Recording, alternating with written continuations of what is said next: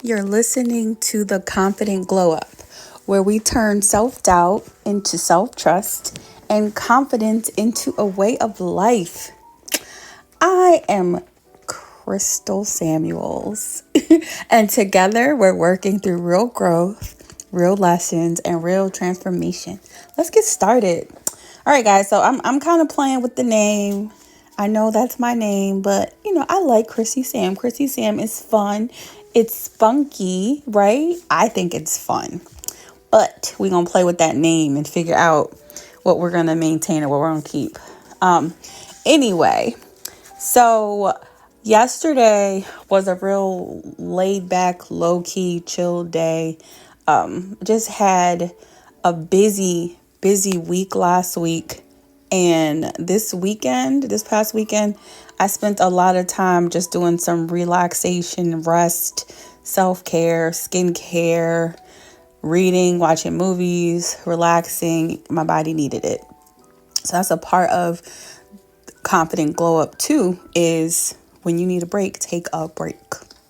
So I wanted to have a special Monday edition. So we are on our chapter 19.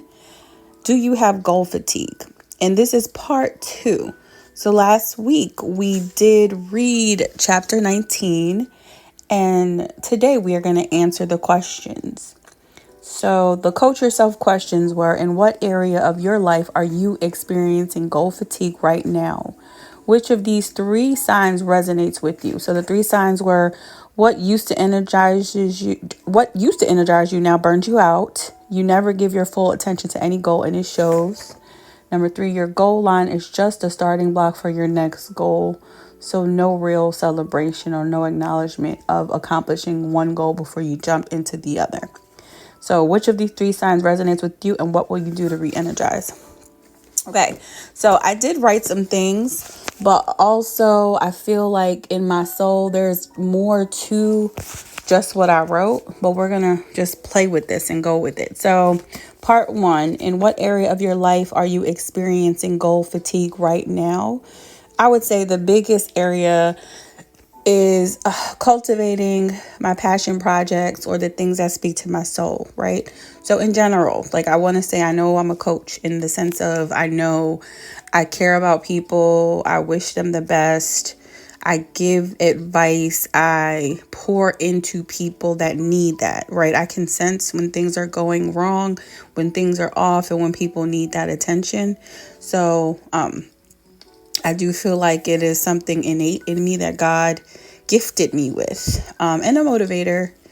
I like to impart positive energy into people, not just the people I care about, but just in this world, because there's so much darkness in the world. And I want to be a part of that positive flow in life. I feel like God put that in me. So whenever I can impart or give that positive flow and energy into others in this world in any way, no matter how small it may be, that's what I want to do.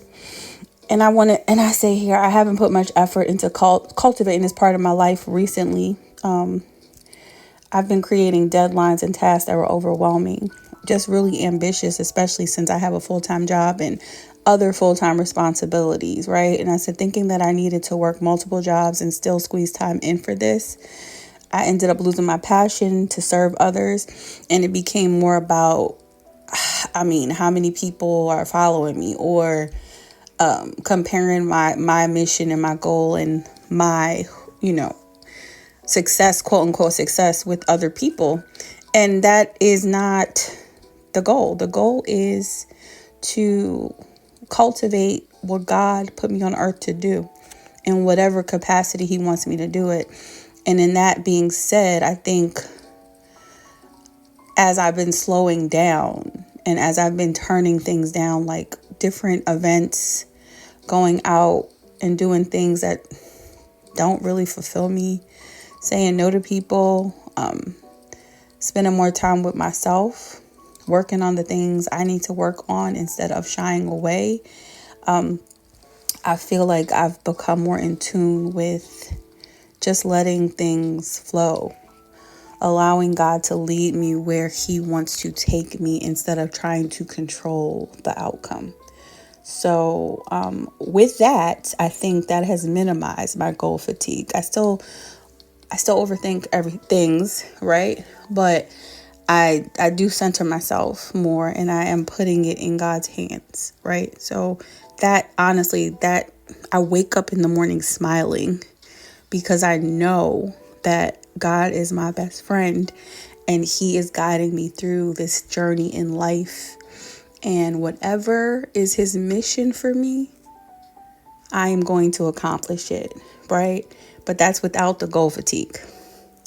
And I said, I caught myself trying to orchestrate moments that are just not authentic to me. All of the ideas I have also been a reason behind my goal fatigue. I want to listen to God moving forward and see where He takes me. I know where my heart is, and I am trusting Him to lead me. The second question, which of these 3 signs resonates with you? And I said the second one, you never give your full attention to any goal, and it shows. All over the place, wanting to do 5 million things and can't sit still for one. So getting rid of the second job was something that was intentional, and also something that I'm proud that I did, and something that I feel like is going to benefit me, because it was a purposeful job, but doesn't mean it was for me, right? And so letting that go to pursue other things and ventures that God wants me to do, and focus on one thing at a time, will be the next thing. After we took a break, and now we're going to refocus, but with more intention and more purpose and more peace and no franticness, and not looking to track and to check and to monitor anything, but just be fruitful, fulfilling, flowing, purposeful, passionate, and let things flow where they're going to flow. And then the third thing is, what will you do to re-energize?